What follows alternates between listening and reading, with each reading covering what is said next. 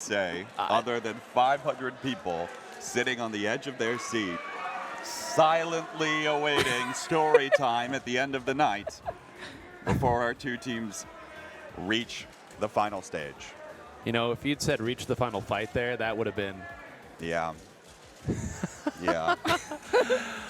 Everybody, we have been jaws agape at some of the games that we have seen thus far. We don't even know how we are keeping pace, how these players are possibly keeping pace. But the game is not yet done. This tournament is not yet done. Two teams that have not played each other. On one side, you've got LV. On one side, you've got VL. Mirrors of each other, sometimes on the compositional side as well. Plenty to talk about, and we are going to get some incredible games from these two teams. Again, for those of you just joining us, Voie Lactee, they are the team that is on the winner's side of Grand Finals. They vanquished FT Win earlier and have earned the right to have what we would call a safety set. Vacca will need to win 2 sets off of this squad if they want to take it all home, and what a story that would be, what a run it would be for this squad. Yeah, absolutely. I mean, if we end up seeing a bracket reset here against these two teams, I would honestly not be surprised with the way both of these teams have been playing. And we've consistently talked about this today as we've been on commentary, just how high level these teams here in the finals are that we've been watching. Absolutely high level. Nothing else can be said. And it all comes back to whatever they're going to be able to fall back on while all eyes are on them now. We're about to get into it as I see the timer's about to expire. It's Vacca versus Voie Lactee in Grand Finals of Splatoon and Riptide in 2025. Wave that flag, Pepe. No matter which of these teams win, we all win, because Splatoon 3 is one heck of a game. Here we go, everybody. Take a look at the comps. We said it'd be somewhat mirrored. Ready, go! Okay, so looking at these comps, we have just watched Vacca play on stream. So they are playing the weapons that we are familiar with. We've seen them. There's that 52 gal, there's the dualies, that wiper, and that pencil. Now that we're going to go ahead and take a look at Voie Lactee, we're really getting to figure out what weapons they're playing, and they are playing a lot of the weapons we talked about earlier, that dualies, the S-Blast, the Splattershot Pro, and a pencil as well. It's the subtleties in the way that these players play the weapons slightly different. K-Bot, we talked about it earlier, and there's one right there. Brand fighting out a little differently maybe than Kyo had, and on the other side, Jared playing it maybe a little different than Bursty would, but I'm seeing a lot of the same results thus far. It looks like Vacca, fresh off of their previous win, is coming in at the same pace that they were earlier. And it's going to take everything from Voie Lactee to be able to push them back. It's still going to be difficult because the missiles are more of a nuisance than a real threat. Well, I'll tell you, that's one threat taken out immediately by the main weapon of Goss, who's just firing over, waiting, knowing that the teammate was coming to assist, pinning one player down so the follow-up could come through. I'll say as far as team play goes here, there's no contest. Goss is still there, moving forward, firing up, more assistance coming through. Gray on this weapon might not even be able to escape right now, pushed all the way back. I don't think I've ever seen a team like this be struggling so hard to get out of their own spawn, Rissa. I know. Watching these teams, I mean, Vacca is really running off of that adrenaline and positioning, the aggression that they had from that set that they just played on. So right now we're watching to see if Voie Lactee is able to get out of their spawn, and it's 15. not looking possible. Ticks the timer left here. There's not much time for Voie Lactee to be able to push back in. Gray's up in the Booyah Bomb, but Zenith is right on top of it with that Ultra Stamp. They do find the cap with Jared on the backside being able to clean up. And I mean, Jared, I think may have saved that game outright here. Let's call it what it was. Got behind there and made sure that even though Zenith won that fight, there was just enough time. They still don't have a ton of stability right now. Gray's going to have to back up, pick a different angle of attack. Is getting some assistance here from Jared. Bound through there. Some quick punishment from Gray to at least keep the zones in their control right now. A nice placement of that tactical alert means that as soon as they all jump in, they're going to get it here. And now Thunder has to back up. Some great shooting from Q. Finally, we have an opportunity for Voie Lactee, but Jared going down so quickly. This door is closing quickly, Rissa. Yeah, it really is. We can see Vacca here. They slowly are able to utilize playing off of the crab that Thunder had. And actually now we're seeing chaining with the whale as well and utilizing that. And then along with the hammer too, they are chaining their specials very nicely, but they do have members going down. Those specials did not work for them here. Gray able to turn the tides of battle. You know, I was just thinking, I haven't seen Gray pop off yet. It's no wonder that we're seeing a little bit more struggle here. Finds yet another, and it's continuing to build space here for Voie Lactee. The more they can enable Gray, the better this will be for them. Voie Lactee asking ye shall receive here. Now Brand moving up here. This is the Okay. difference in the way that they are playing and attacking. Brand fighting another one. More assistance. Just a few ticks left. Thunder's not going to be able to paint it. And what a way. After the start of that game, we said, we're seeing a lot of the same stuff as that last set. Vacca winning the fights. But Voie Lactee, the moment that they got control and K-Bot asked from the heavens, Gray, please pop off. A couple immediately going down. And something else that you talked about earlier, wonderfully said, the subtle differences in the way that Bran is playing that pro as opposed to how Kill played it, the roles that it plays there, and the way that Jared opens up space may be different from Bursty. You're seeing a lot of the same weapons in that last set, but the execution is much different in practice. I know it was a shorter game because there was a pretty quick knockout, but how many times did you watch Bran be the first one forward? Exactly 0, I'm pretty sure, in that last game. Joe is just, his mental is driven to do that, right? And that's a large part of the difference. I think being able to support from a longer range with the pro is perfect in his hands right now, and it is going to fit into the exact play style that he feels incredibly comfortable playing. Yeah, absolutely. And that's one of the good things about playing the pro is if you are able to play it as a supportive weapon, which is kind of essentially what it's meant to be played as, and Bran able to do that, but also play it aggressively when he really needs to too. You can see him just laser people down on the other team when they rush him, able to just play that weapon aggressively too. Laser is such an apt way to describe how Bran plays that weapon. We used to call it sort of like almost a battle rifle style back even in Splatoon 2 when the K-Pro was running rampant. It's like, listen, those first 2 shots better hit, okay? Because if this becomes an extended firefight with another shooter, you're definitely not more mobile than them. And your ink tank is much, much less profound than a lot of these others too. So you got to hit those shots. Those first few openings, that's what you have to close in on. Bran, who has played so many weapons at the highest level of this game, who can switch it around to make it happen. Now Umami Ruins again, this time on Clamblitz. Now, I know how strong Vacca looked on this earlier, but this is, I don't know that I see too many times where we see a counterpick to the same stage. I know it's a different mode, but you both are shaking your heads. It's not common, K-Bot. It is not common at all. I think you could hear it in the reaction of the crowd, who was maybe perhaps displeased to go back to the same stage twice in a row.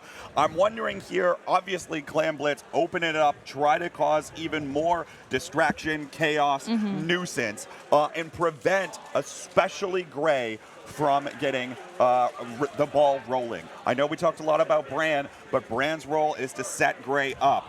If there's enough of the stage covered in the color for Voie Lactee, it's going to enable Gray to push forward. I was even noting in the first earlier stages of that first game, it felt like it was just a little too slow out of Gray because he's less independent than the members of Vacca. Gray famous for saying that the S-Blast is a test of patience. You have to be willing to take the lumps early on in the game because you know that once you snowball, there is no weapon in the game better at closing it. Let's see if this gambit pays off. I know this team Vacca has looked unstoppable on Clamblitz, Rissa, but going back to the same map as we noted, it's odd. Yeah, it is odd. It's almost like, it almost feels like we're having deja vu here as we come back to this map immediately. And both of the teams here playing the same weapons that they were previously playing as well. So same things here that we're seeing. It's so much space that Vacca is able to take over the beginning. They are all the way forward on that top part. Brand's trying to sneak up the side here, but very quickly is getting called out. And it's Voie Lactee on the back foot. Zenith is going to be able to punish that, getting 2 for their own life. Oh my gosh, this is such a perfect wall as well. Goss has now gotten all the way behind them here. Can they close out? Yes, there was not as much follow-up as I thought there might be there. The opening that Goss created, I guess they respected the crab, and you know, who wouldn't in that situation when it's already at its furthest fire rate. But they've done a good job here, Vacca, of at least giving themselves mid. But then you fall on a bomb. It happens even to the best. Will that open things up? I see another one going down here, but they jumped back in. They were cooler. No harm, no foul. Take a breath. We're back in neutral, Rissa. Yeah, they're back in neutral. Okay, stay back. Don't push mid too much. You can see both of the teams kind of juggling, going up into that top mid area, and they were kind of just playing patiently, maybe waiting for their teammates to respawn and play around that. Now, you don't see that too often. Typically, that gets called out, and someone at least puts a bomb or somebody on someone who's moving. Instead, there was so much fighting going on elsewhere, and I see now we know why they had done that. It's because everybody else had other things going, so Goss sneaking through wasn't a huge priority. Now with the crab tank up here from Jared, at this point, the only thing they don't seem to have is a power claim to push through. Now they finally got it built up, and they took one out. Have they waited too long? They still have plenty of people. Now the missiles come through, K-Bot. You have to think the time is now. It's the Booyah Bomb as well, but it feels like it's just not enough to get them fully through. The crab tank trigger was pulled a little bit too soon, and it was just not enough for Voie Lactee to be able to get in. Now remember, they are playing the slower composition. If they're able to get in, they might be able to sustain for longer than Vacca can. So don't let all of the fighting that seems to be going Vacca's way distract you from the fact that Voie Lactee can make one push really count. Oh my gosh, here we go. The crowd is deafening at this point. I can't even hear what they're saying, and I can't hear what I am thinking still. The fights continue to go on, trades of offense and defense. As these missiles now come out here, is Brand going to survive? Yes, the crab tank mercifully runs out. And now once again, it's a wall that they have to get through. Brand fighting it out here. Thunder up there. Now Jared assisting as well. As Zenith comes back around, they're ringing around the Rosie here in Umami Ruins. We are almost at 3 minutes into the game. The basket's still not open, but look at this. They're all bunched together. Surely now is the time. A delayed wipe. Where is the power clamp? They're shuffling. They're trying to make it through. Somebody build it. They do shuffle. They take 2 out. They open the basket, K-Bot. It's 2 down on the far right side, which means that Vacca's got the area underneath the basket in their control. Zenith's got another Ultra Stamp here too that can try to buy even more space for the rest of the team to come back in. We'll see whether or not they're able to do so, but it looks like they just don't have the clam economy to their name. And so even though the crowd cheers and there's a wipeout that comes through, they still need more clams on the map 9, and they just don't have it. The only thing that is keeping them in the game right now is the positioning of the clams around the map. They have been dominating this. Can they get this jump in? Here we go. Down it comes. Can they score? They do. Oh my gosh.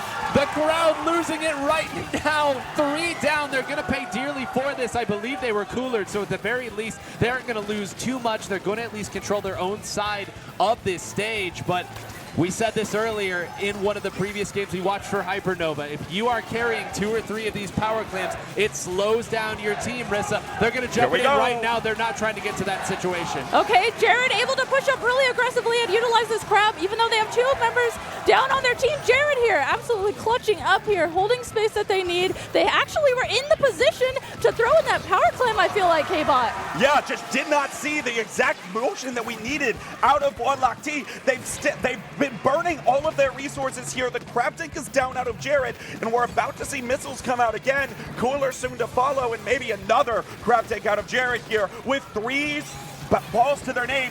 This is the game, 9. I thought that was a signal that they were going to try a couple basket openings instead. Apparently, they want all of it in one go. All 3 of these power claims will get them the win, but how are they breaking through? Here they go. They're firing up over the top. Jared waiting, ducking, dodging. That's 1.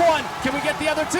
That's 2. Can we get the 3rd? No. They're going to go down here. They're jumping in. Great fighting, everybody. It's not going to be enough. We're in overtime, but they're going through. The last power clam gets swallowed up.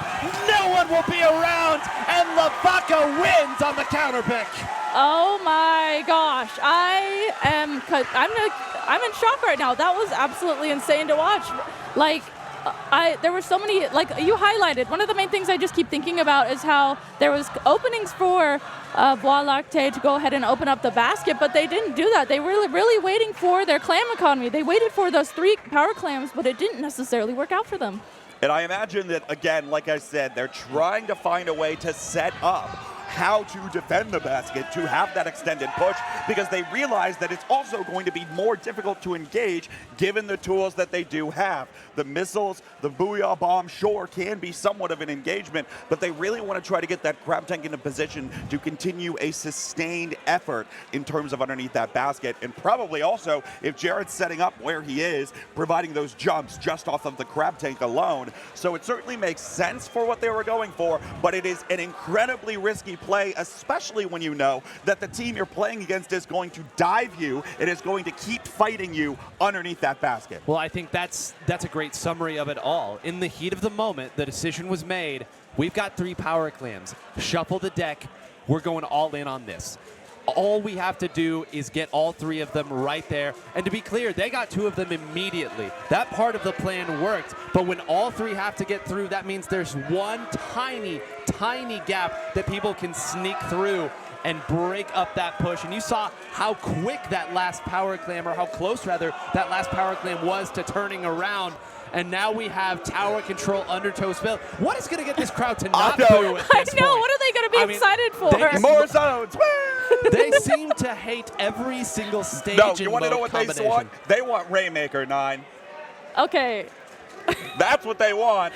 If the crowd cheers, if there ever is Rainmaker, I'm going to be like, I don't know, speechless or something. Listen, we are in the Coliseum right now, and Yeah, people absolutely. are throwing their thumbs down at this point. They want blood sport. I guess ink sport maybe would be the better way to put it right here. And, well, I'll tell you what. If you want to see people fight it out and a lot of people go down a lot of times, tower control, you're going to get what you want. Now, it's interesting. There's a few options that they could have picked for this one. Undertow Spillway in particular, we, of course, know how strong blasters are in general.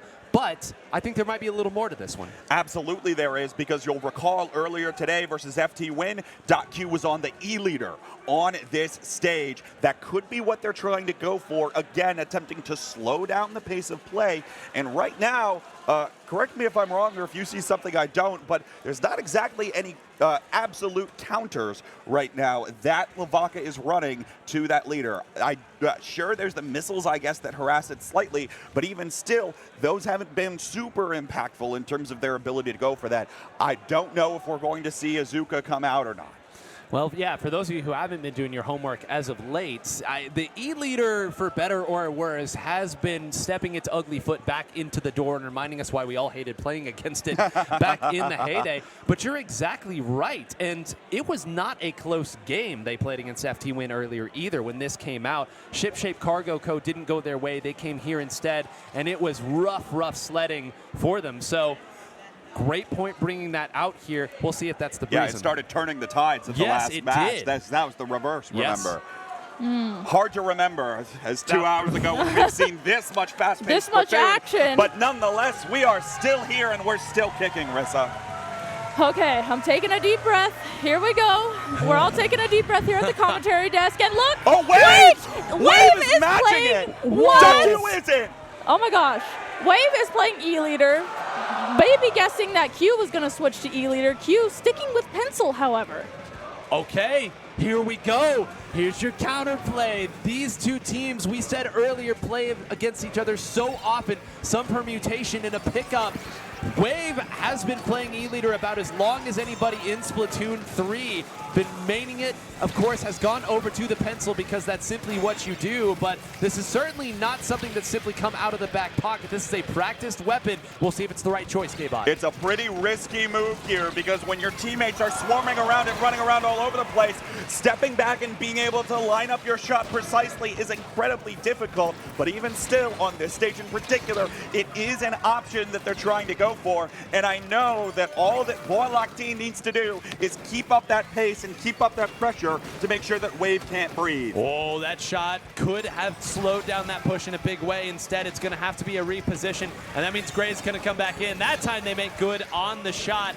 Now Gray, I guess, was thinking, yeah, trying to guess it where this E-leader is going here. The jump shot won't be enough unless they stagger it with a larger shot. So they're going to go back again. They know that that pushes down for the count, for at least for now. They wait for the opponent to come to them, Rissa. They take a couple of them out. They're rewarded with a sustained attack. Yeah, absolutely. You can see Voie Lactee here just stalling out the tower on this left side of the map. You see Q there just juggling the tower.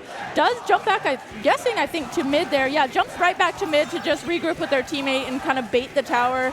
And they're doing that consistently. There again, we see Q on the tower, just making sure that she's juggling it there and not letting it fall back into mid and giving up that space. And K-Bot, look at the way that they are rotating where the attackers are coming from at this point. Gray has moved from the drop, instead now attacking over here, still firing everyone, trying to guess at where Gray is. Gray solves that question for them by jumping out, guessed that he could reposition and move through there. But that's a lot of what we saw in the previous one. 2 minutes gone by, a push already to 25, and frankly, it's not entirely done yet. Let's go, Gray! Not at all. Gray's going to get one for Goss behind the splash wall, and now Zenith goes down as well. It's 2 down now for Vacca. Jared's popping this grab tag. Is going to be able to catch off Thunder. It continues to keep up the pressure. There's so much green here for Gray to be able to go, Rissa. Yeah, Gray here is just able to consistently be under these ledges. You can see Gray, it seems like he is hunting down Wave right now, not letting go of staying under that area. But Wave said, guess what? I'm going to hunt you too. Gets that snipe not only onto Gray, but onto Jared.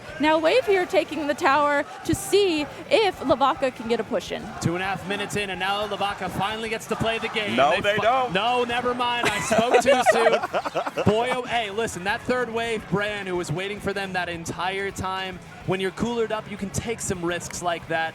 Short-lived playing of the game. They're back again, and look at how Jared is positioning here. If you want to look at the difference in how the weapon can be played by 2 players of the same weapon, look no further than the way Jared pilots this thing. And I think this is the permutation that's working right now for Voie Lactee. Try to get Jared in a more aggressive position, and in that case, it was just trying to buy more time off the clock. I think the Voie Lactee is very happy with stalling out for time right now, Nine. And, you know, we're just now this far in, and I'm just now noticing that Zenith is on the end zap here. Of course, what happens when you switch to E-Leader? You got to have something else to do that. But that means that Zenith, who I would argue is the forefront of the attack from awkward angles with that, simply isn't able to do it. And we said that's why it's risky. It's not just that you're playing an E-Leader, it's that you're letting go of the most consistent builder of the Tacticooler and relying on other people to do it. Now Zenith making me eat my words for the time being and going after .Q there as well. I wonder though if it's going to run out of steam. It does for the time being, as this is all Voie Lactee.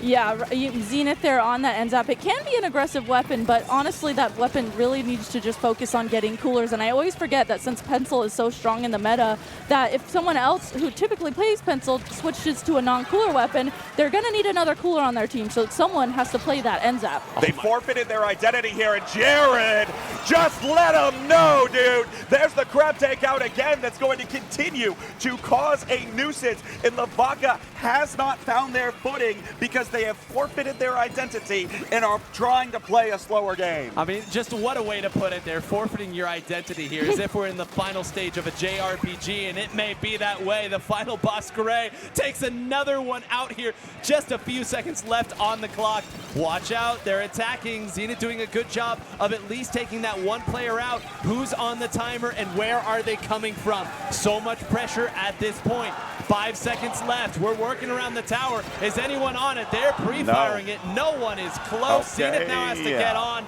We're going to pad the KDs a little bit there. Please swim onto the tower. No, Goss is going to let this go. How do they not close this out? I mean, this is maybe... okay, we're going to fight it out again, jumping through here. Take Zenith out, and finally, I just couldn't pass it off there. That was the worst position to be in. I know, the way they were just consistently surrounding the tower, and like you said perfectly, just patting their KDA there, just, you know, letting them jump on tower and be like, I'm going to get this pick and this pick and this pick, and man, just stalled out. Well, I mean, there's your counter pick, and whether they meant to or not, they forced a very different composition out of Vacca. It's almost double duty. You go someplace where you feel really strong, and also your opponent, I won't say hands you one by any means here, because Vacca clearly had an idea of how they wanted to attack that. But I don't know that it worked the way that they would have wanted it to. Certainly not giving them the win they want, but they never really had a great sustained attack even. Switching to is really risky. And again, what was working for them was just continuing to keep up the pressure, allowing Zenith to continue diving. And now she can't do that on the NZAP nearly as effectively. What are they even? They're shouting umami. Are they shouting umami or Voie Lactee? Oh, maybe. Or Voie Lactee.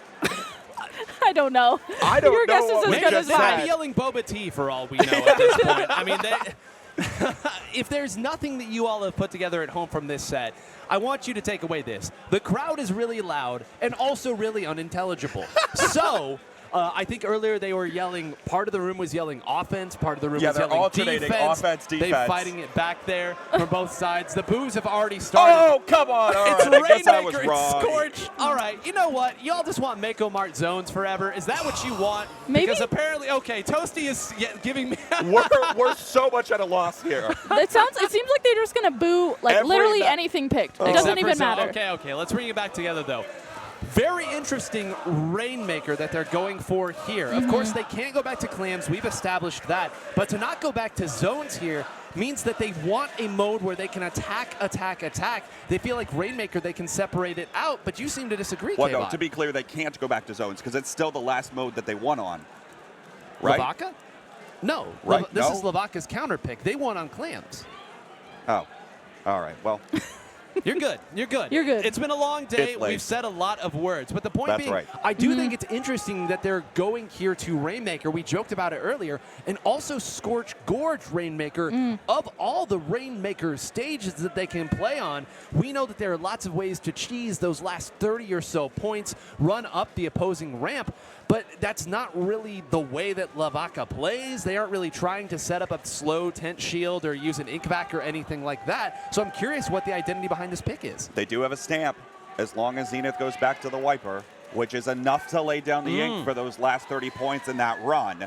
I also have to imagine that they probably feel pretty comfortable even if .Q was to think about going to the leader. The Frozen Pro has enough angles there to continue poking at .Q and preventing a lot from happening there. They also, I just want to quick point out that they have Goss as well with those walls on the 52. So I could see them creating space with that too.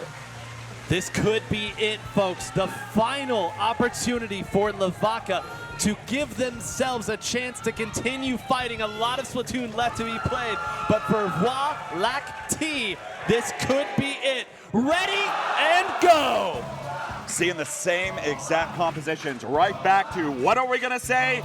The identity. Vacca is back and doing exactly what I figured they would. Stick back to what they know. And look, they already have a pick on Gray and are pushing the advantage. So one thing I'm starting to see the wisdom of right now, we said earlier, not only was Clam Blitz great for them, they play really well on the wide maps where they can force some of these awkward fights. There is no map in this game where you can get wider and attack from all of these weird positions and angles than this stage right here. They're already fighting through. Did they get, no, they lose the Rainmaker just behind, but with enough of these players going down, that pedestal should fall, and it does.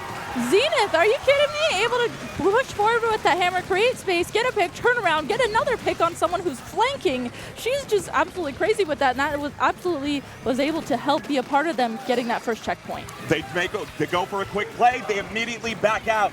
Expect to see that multiple times over the course of this. They will try it again, absolutely.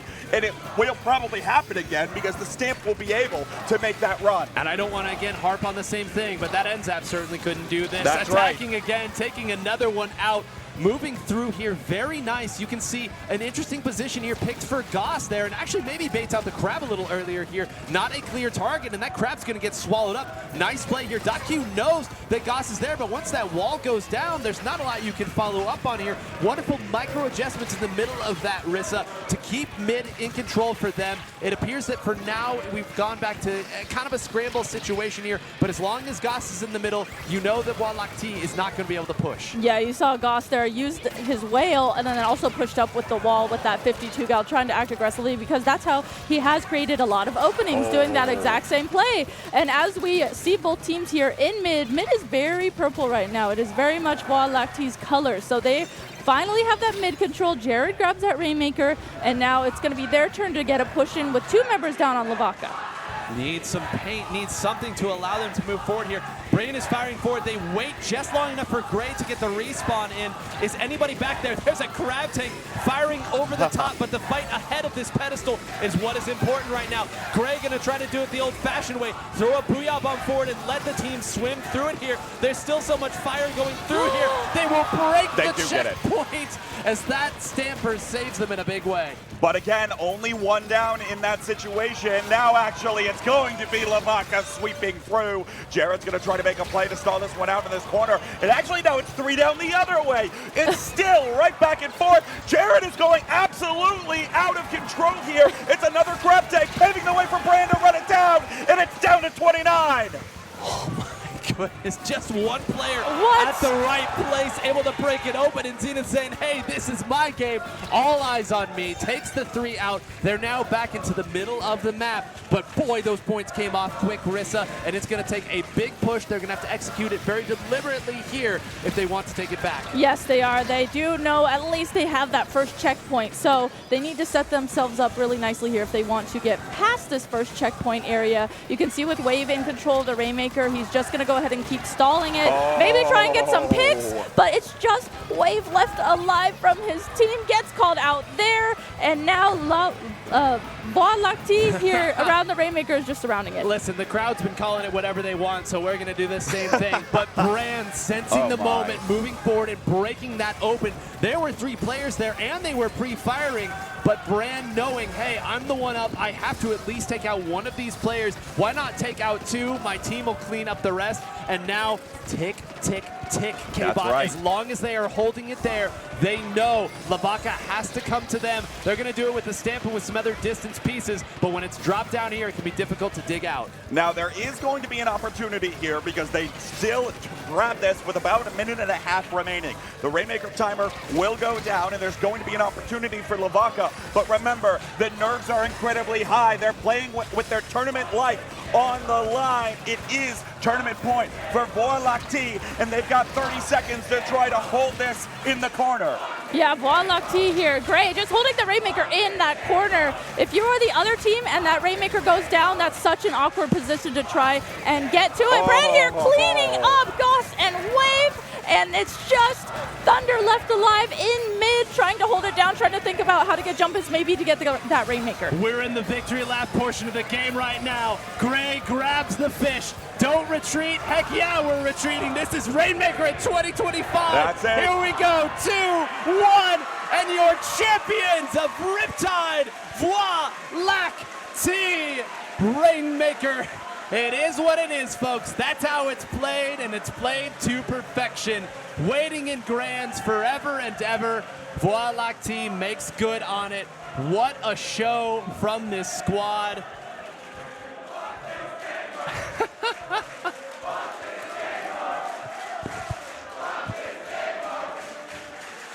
I assume this is lock-in K-Pro is what it sounds like to me, but I don't think that's what's happening overall. Nonetheless here, this team comes together specifically for this event, grinds their butts off in order to make sure that they are the team to beat, absolutely were the team to beat entering this tournament, and were able to play their game. Towards the ending stages of that, you saw how much of the stage was covered in their color, enabling Gray to do virtually whatever he wanted, whether he was holding the Rainmaker at the very end or whether he was continuing to keep up the pressure with that blaster. This team has come together around adding an already exceptional roster, might I add, to perhaps the best player that Western Splatoon has to offer, coming across the pond from France, from France, and absolutely putting on a show. What a show. Great job to JPEG on the camera there, letting us know that, yes, these teams are indeed banned from low ink. I'm sure they'll be quite disappointed to hear that, given the, these teams' penchant for and love of low-level tournaments. A little bit of fun there.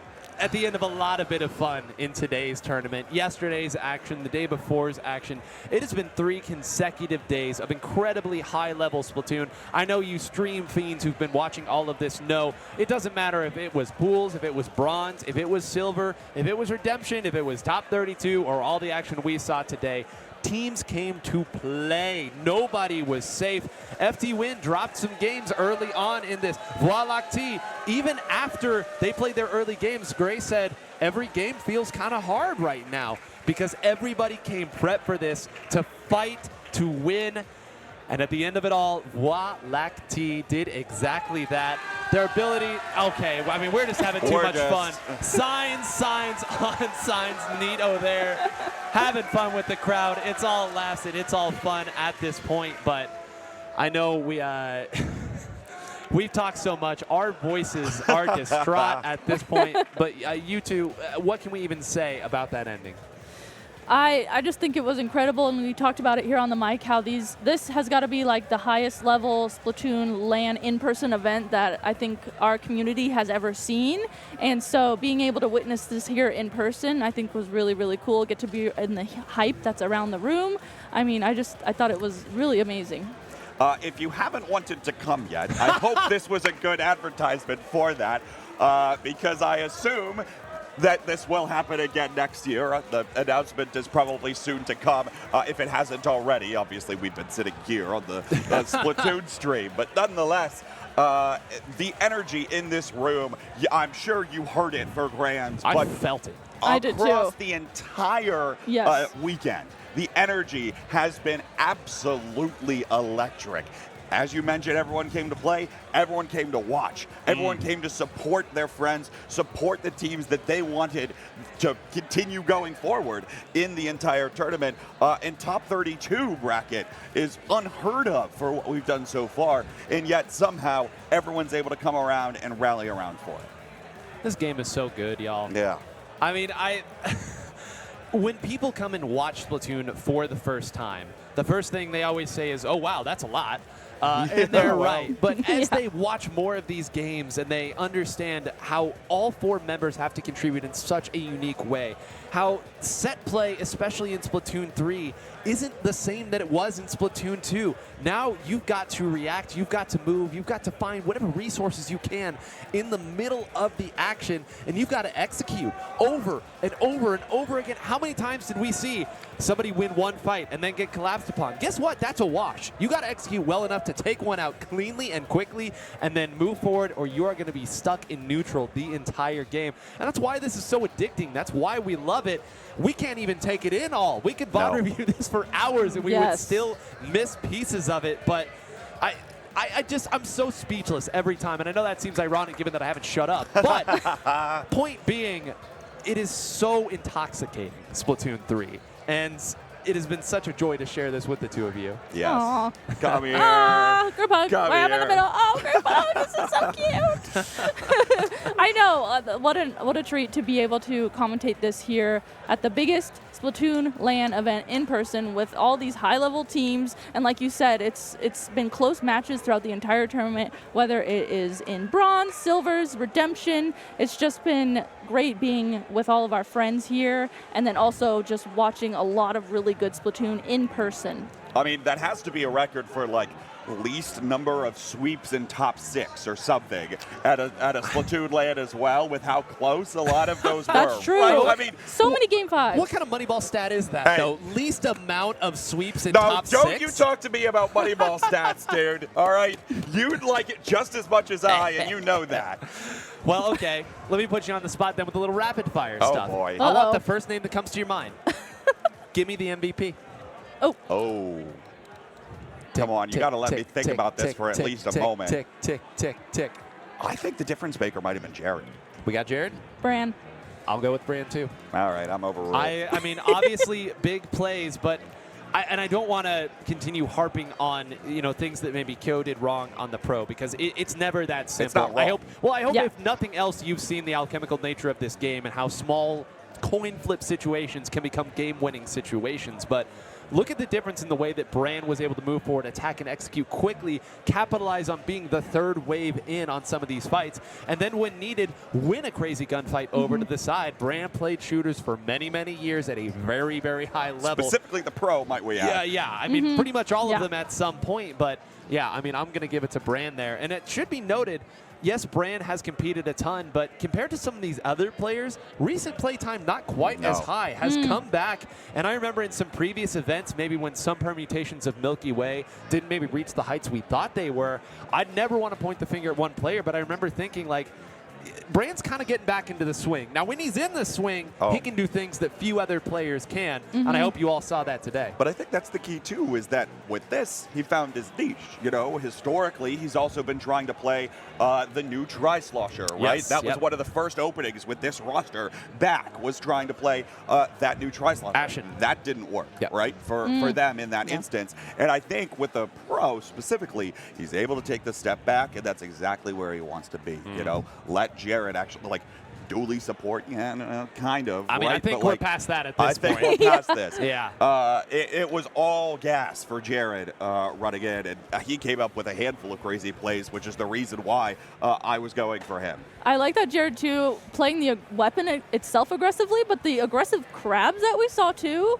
like instead of playing it as a more supporty role, I just thought it was really great that he was able to just rush forward and then crab in people's faces, and then they were just like dumbfounded. Yeah, like, in what do their I do? spawn, Yes. and then it holds them there for another 20 seconds and kills time. Yeah. Yeah, I'm a Splat Doolies. I play support by making sure my teammates can't die because all the opponents have already been sent back to spawn. That's how I support. It's so true, though. And I mean, since we're kind of talking about this, two different ways to play the same weapon, one of the other things we love about Splatoon is you have the freedom. The Inklings are hyper capable, all right? They're all glass cannons, despite the way that these players survive. They've only got 100 HP, but I mean, you can take one weapon and pilot it completely different from someone across the aisle from you, and you can both be right. That's the beauty of it. That's the beauty. Self-expression in this game. What have I been saying? It's identity. It's not a matter of whether or not there is one correct answer to play every single thing in the game. Now, when you start talking at this high of a level, you'll start saying, all right, well, one composition is probably going to outclass another in X, Y, and Z fashion, and we can start to play that game. But even still, if you find a way to play and you execute, there's not much that can beat you. I also think it's interesting, like, there's the players that can play that specific weapon really well and no matter what make it work. But there's also players like Biscuit, for instance, who can just switch to, like, whatever weapon and just, like, absolutely go crazy with it. Like, Biscuit typically, you know, plays aggressive weapons, but here we saw Biscuit playing the pencil, which is an anchor support weapon.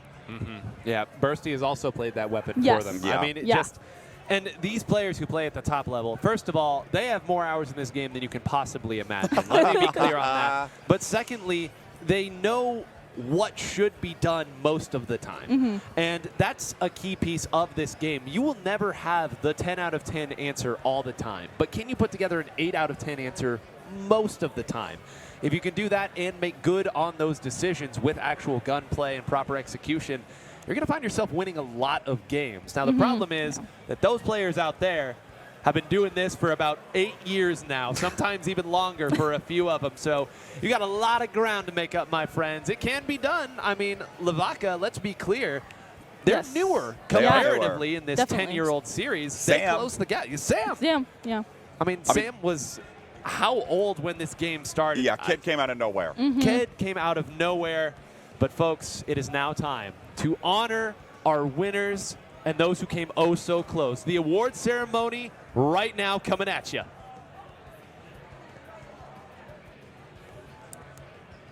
Oh, I'm on. Hello, everyone.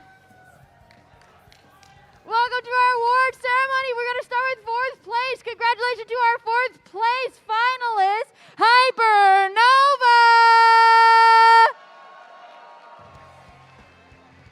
Come on up, Hypernova!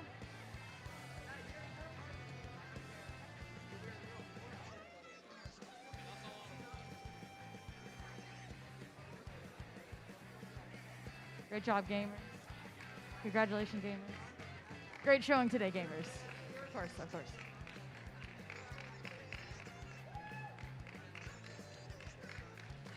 And then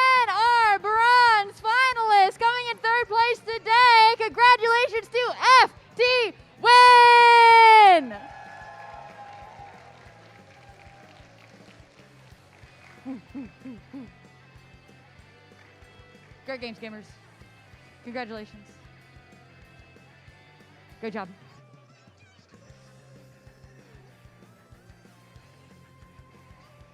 Incredible showing.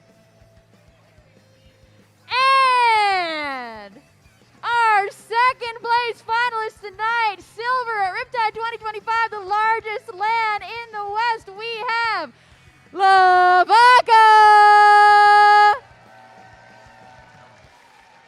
Congratulations, gamers. What an incredible showing. Congratulations. Great job. Incredible gamers. Great job gaming. And finally, our grand finalists, our first place tonight, we have Voie Lactee.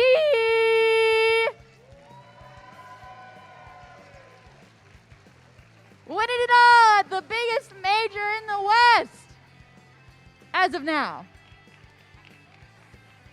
Congratulations, gamers. GG's, GG's. Great job winning, gamers. Good games, good games. All right, good. Congratulations to. Oh wait, hold on. Actually, wait. Let's get the awards out. Let's get the awards out. All right. Congratulations to our Riptide 2025 gold finalists, Voie Lactee.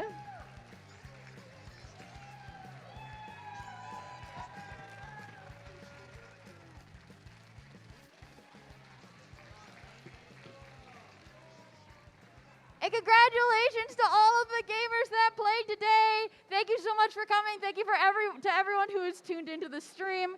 Thank you guys so much for playing. It's been an incredible event. Thank you, TOs. Thank you, production. Thank you, volunteers. We love you all so much. I'm starving. We're all starving. We want to clean up. Let's get out of here. Good night. And as everybody leaves out there, it means it's time for a little cleanup over here. Hyper, who did a fantastic job emceeing and getting everyone where they needed to be, corralling them for what was an awful lot of winners and an awful lot of awards.